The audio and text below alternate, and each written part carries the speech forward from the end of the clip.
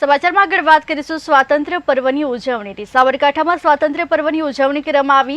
હિંમતનગર ખાતે જિલ્લા કક્ષાની ઉજવણી કરાઈ। હિંમતનગર પોલીસ પરેડ ગ્રાઉન્ડ ખાતે યોજાઈ। હિંમતનગરમાં પ્રધાન ડોક્ટર કુબેર ડિંડોરે ધ્વજવંદન કર્યું। अधिकारियों ने कर्मचारियों ने सम्मानित करवाया। मारा नमस्कार। आज पूरा देश में अपना 78मा स्वातंत्र्य पर्वनी धामधूमथी उजवणी थई रही है। हूँ पण पूरा देशना देशवासीओं ने 78मा स्वातंत्र्य पर्वनी कामना पाठवुं छुं, शुभेच्छा पाठवुं छुं।